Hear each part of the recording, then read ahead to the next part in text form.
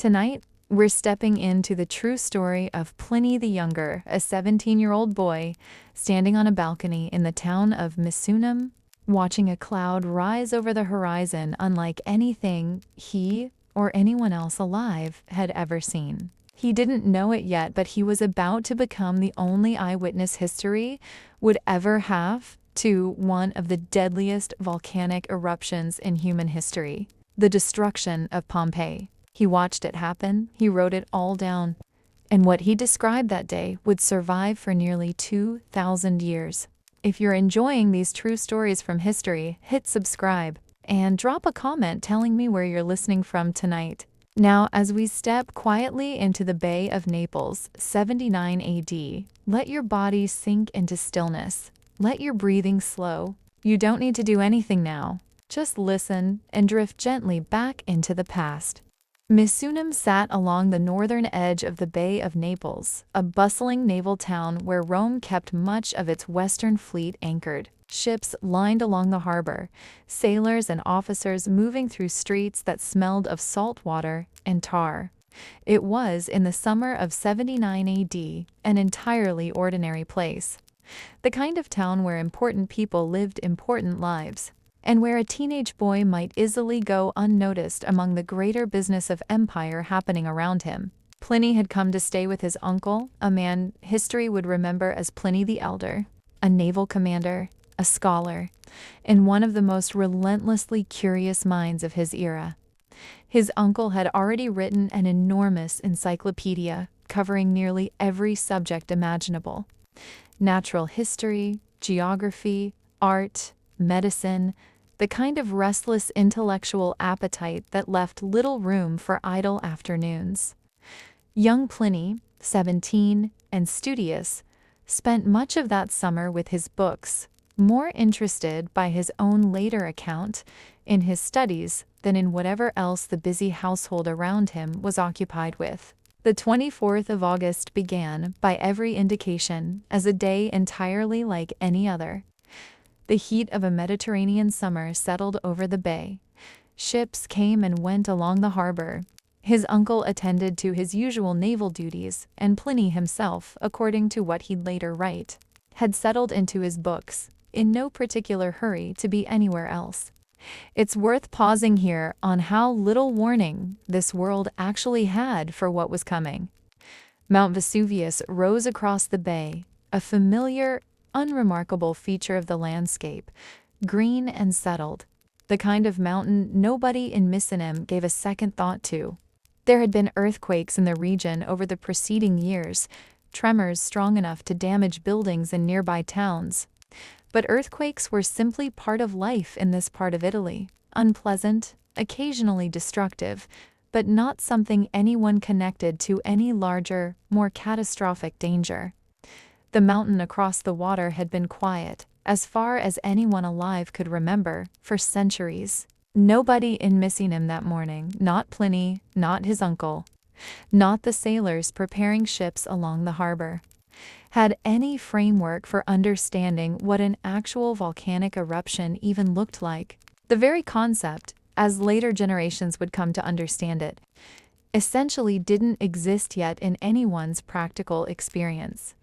Whatever was about to happen, this world was about to learn it firsthand, with no warning system, no historical precedent to draw on, nothing except whatever their own eyes could tell them once it began. It's a bit like trying to imagine a genuinely unprecedented disaster today, something entirely outside anyone's living memory or expectation. Arriving without any of the warning systems modern society has since learned to build precisely because of days like the one about to unfold, across this quiet, unsuspecting bay. Early that afternoon, something changed.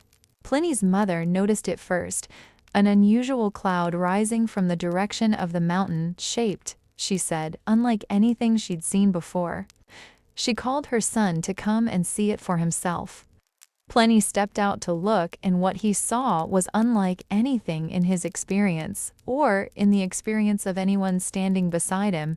A cloud was rising from the mountain across the bay, but it rose in a way clouds simply weren't supposed to rise. not drifting sideways with the wind, but climbing straight upward, immensely tall, thin at first, then spreading outward at its peak into a broad, branching shape.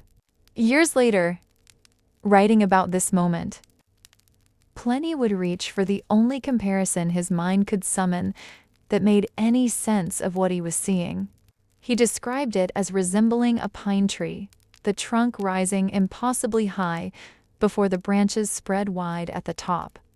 An image so specific and so vivid that historians and volcanologists still use his description today as one of the clearest ancient accounts of what's now called a Plinian eruption, a scientific term that exists specifically because of what this teenage boy wrote down that afternoon. The cloud's color shifted as it climbed, he noted, sometimes appearing pale and almost white, other times darkened by what he assumed, correctly, was earth and ash being carried upward within it. From this distance, across the calm waters of the bay, it read less like immediate danger and more like an extraordinary natural spectacle, the kind of remarkable sight worth stepping outside to observe, discuss, perhaps even sketch or describe to others later.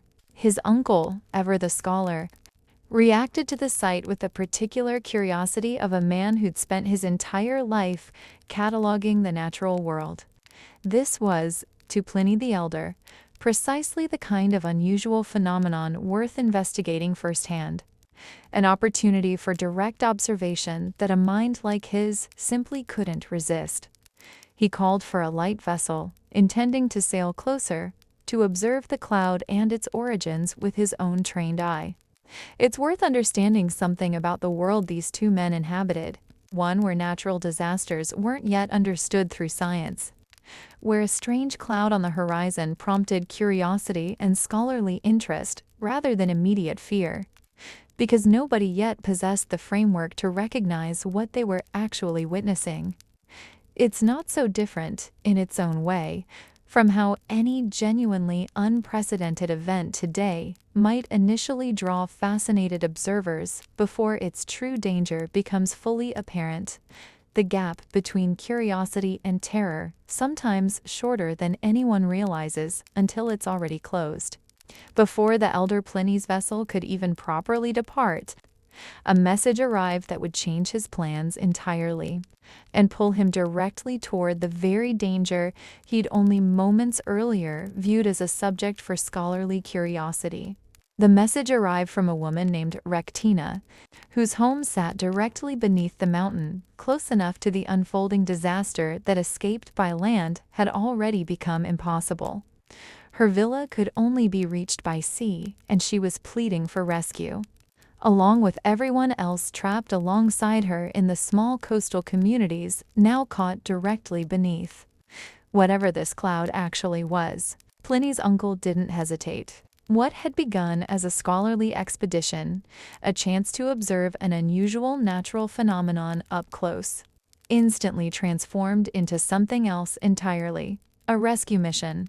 He ordered the larger warships of the fleet prepared immediately, not the single light vessel he'd originally intended, but a proper naval force capable of reaching and evacuating as many people as possible from the coastline now under threat. This decision reveals something worth sitting with about the kind of man Pliny the Elder actually was, faced with genuine, escalating danger.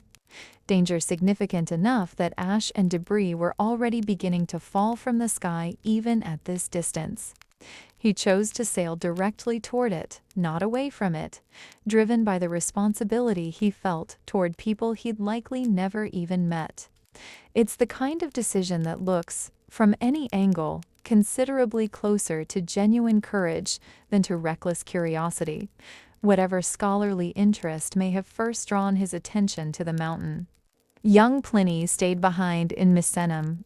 His uncle had given him the option to join the rescue mission, but also, according to what Pliny later wrote, had assigned him some studying to complete, a detail that feels almost startlingly ordinary given everything unfolding around them. Perhaps it reflected genuine confidence that Misenum itself remained safely distant from the worst of the danger. Perhaps it simply reflected a household continuing its normal rhythms for as long as possible, even as the world outside grew stranger by the hour. Whatever the reasoning, that choice meant father and, in the way an uncle who raised him effectively was regarded. Father figure and nephew would spend the coming hours in dramatically different circumstances. One sailing directly into the heart of an unfolding catastrophe, the other watching from a distance, recording everything he observed with the careful, detailed attention of someone who didn't yet know he was documenting one of history's most significant natural disasters. As the ships pulled away from Misenum's harbor, moving steadily toward the coastline where the ash was falling heaviest, Pliny remained behind with his mother, watching the same darkening sky his uncle was now sailing directly beneath, unaware of exactly what awaited either of them before this day finally ended. As the afternoon wore on, what had been a distant, almost fascinating spectacle began transforming into something considerably more immediate and unsettling. Even in Misenum, safely across the bay from the mountain itself, fine ash started drifting down over the town, dusting rooftops and streets with a pale, powdery layer that seemed to arrive from nowhere and everywhere at once. It settled on clothing, on skin, on the surface of the water in the harbor, a quiet, steady reminder that whatever was happening across the bay was no longer contained to that distant shore alone. Pliny continued his studies through much of this, at least according to his own later account, a detail that reads today as either remarkably composed or, more likely, simply reflective of how gradually the true scale of danger revealed itself. There was no single moment of sudden, obvious catastrophe from where he sat.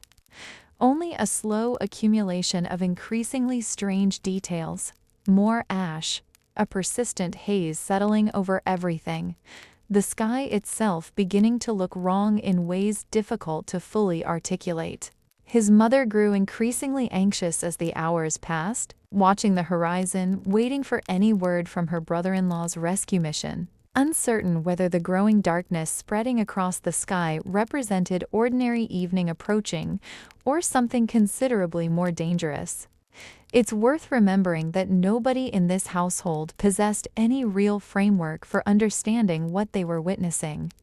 There was no scientific vocabulary yet for volcanic eruption, no historical precedent anyone could reference to know what typically happened next or how quickly conditions might continue to deteriorate. By evening, tremors began, the ground itself trembling with increasing frequency and intensity, strong enough that people throughout Misenum began genuinely questioning whether their homes remained safe places to shelter.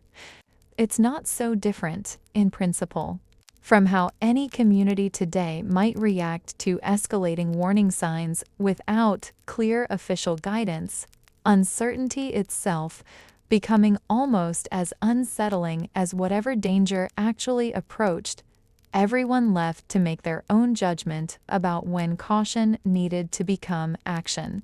Pliny and his mother debated, as darkness properly fell, whether to remain inside their home or move outdoors, away from walls and roofs that increasingly strong tremors made feel considerably less safe than they had that morning. The night ahead, they were beginning to understand, would demand decisions neither of them had ever imagined having to make. The tremors that had begun as an unsettling nuisance grew steadily into something considerably more alarming as the night wore on, strong enough now that furniture shifted across floors, and the walls of houses throughout Misenum groaned audibly with each new shock. Sleep, for most of the town, had become impossible. By the earliest hours of the following morning, Pliny and his mother made the decision that would, in hindsight, likely save both their lives.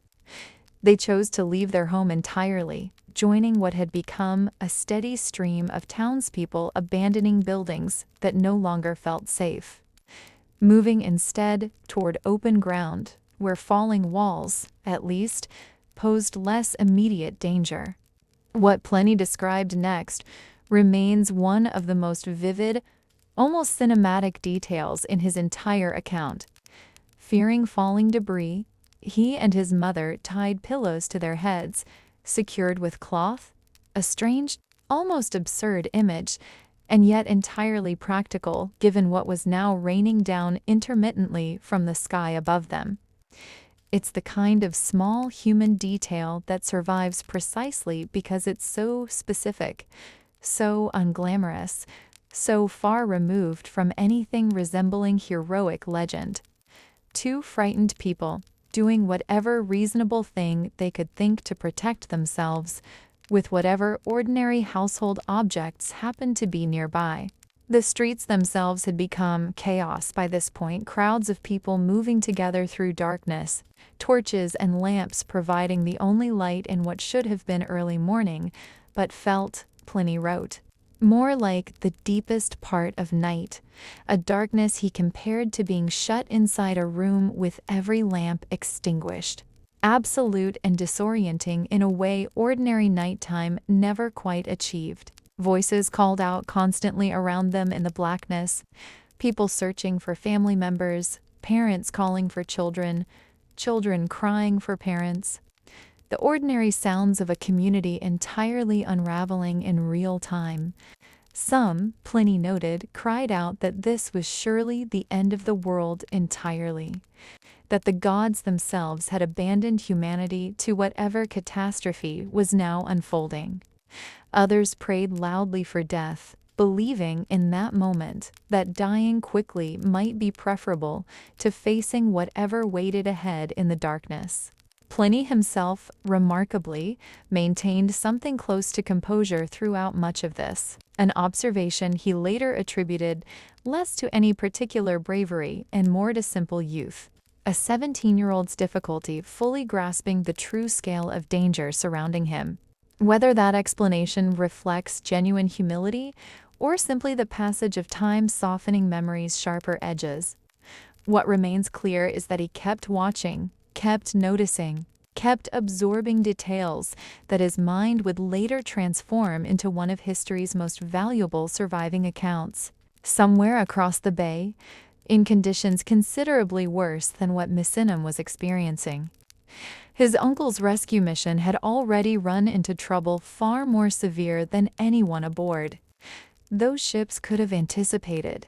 It would be days before Pliny learned the full truth of what had happened to his uncle, pieced together afterward from the accounts of those who'd sailed with him and survived to tell it.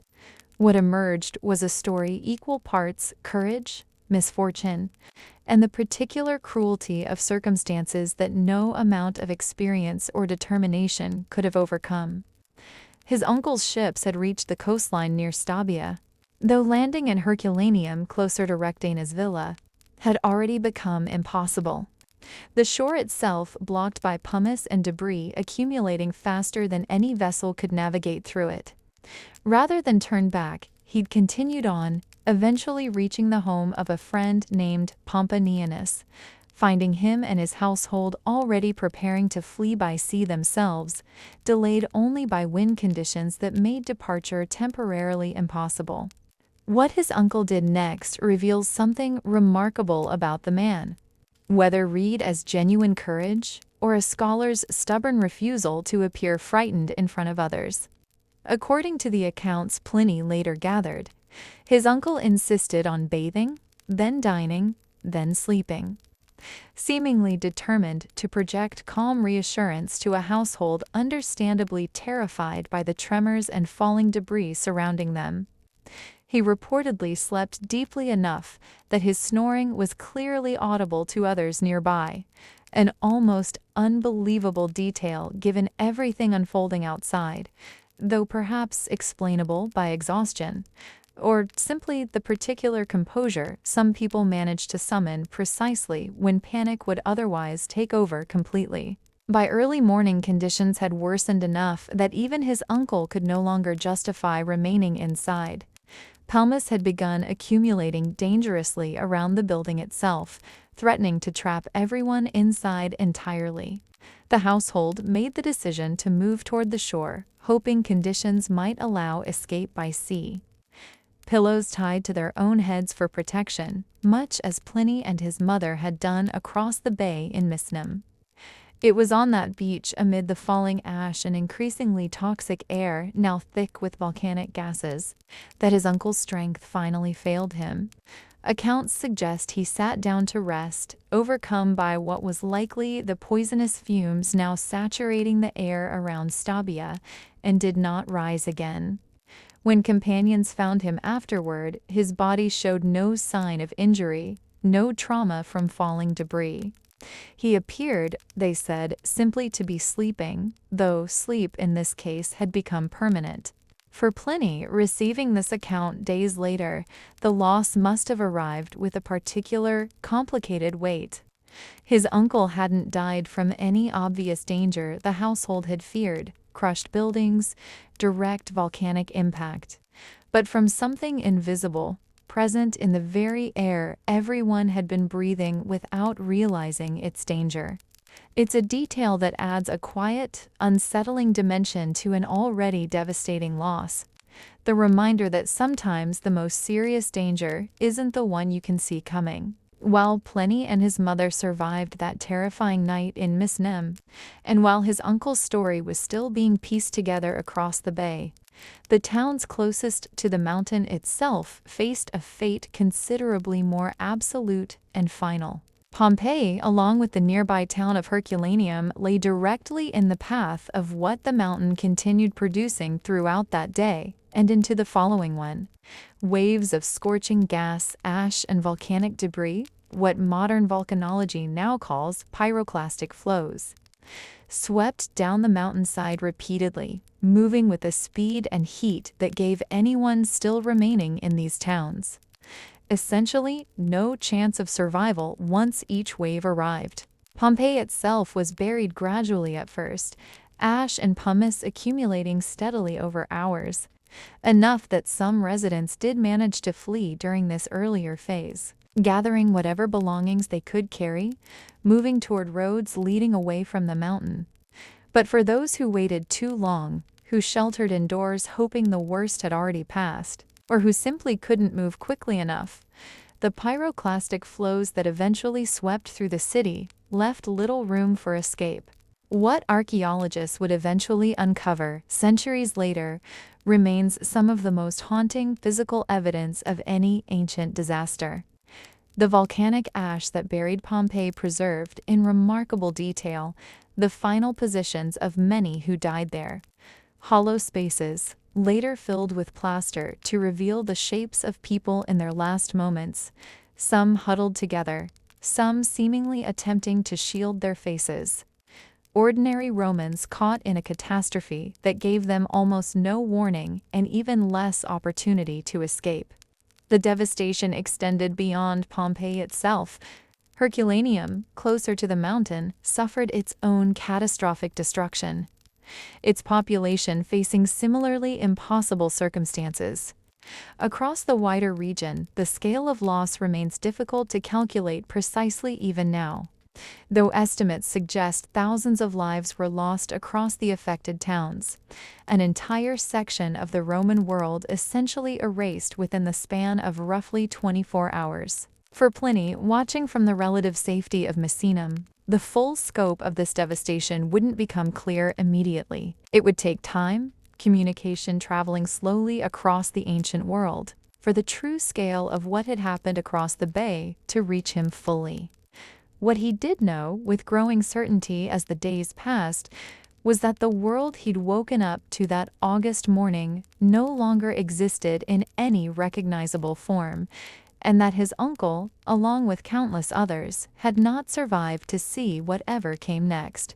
Years later, a Roman historian named Tacitus, working on a larger history of the era, wrote to Pliny asking for his account of his uncle's death, recognizing that Pliny possessed something genuinely rare, direct, first-hand knowledge of one of the most significant natural disasters their world had ever witnessed. Pliny's response: 2 detailed letters describing both his uncle's final hours and his own experience surviving that terrible night, became, without either of them fully realizing it at the time, one of history's most valuable surviving documents. There's something worth sitting with in how this account actually survived. Pliny wasn't attempting to write history when he composed those letters.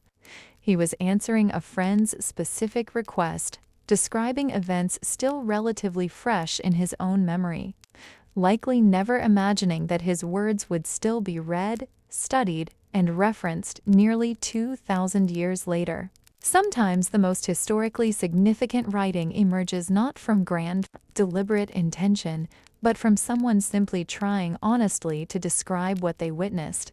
His account gave scientists centuries later an actual foundation for understanding volcanic eruptions of this specific violent type. Detailed enough that the term Plinian eruption exists today, specifically because of his careful, precise observations: the cloud's shape, its behavior, the darkness, the ash. Details recorded by a frightened 17-year-old boy who had no idea. He was essentially founding a branch of scientific vocabulary that would outlast the empire he lived in entirely. Perhaps what's most remarkable about Pliny's account isn't simply its scientific value, but its deeply human quality: the pillows tied to heads, his uncle's stubborn insistence on maintaining calm through bathing and dining even as danger closed in, the ordinary sounds of parents calling for children in absolute darkness.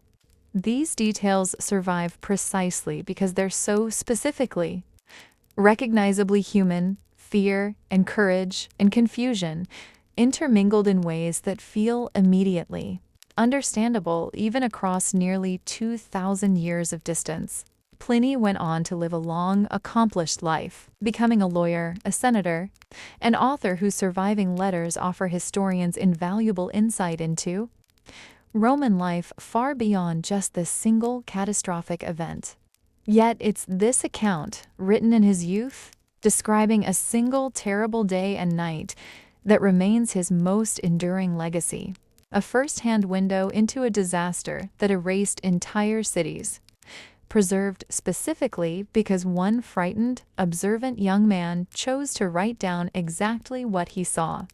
And with that, tonight's journey through the true, extraordinary account of Pliny the Younger and the destruction of Pompeii comes to its close. Wherever you're listening from, whatever weight your own day carried, the sky above you tonight is calm and quiet. No ash falling, no tremors beneath you, nothing to watch for in the darkness. Sleep now. Tonight, the only thing left is rest.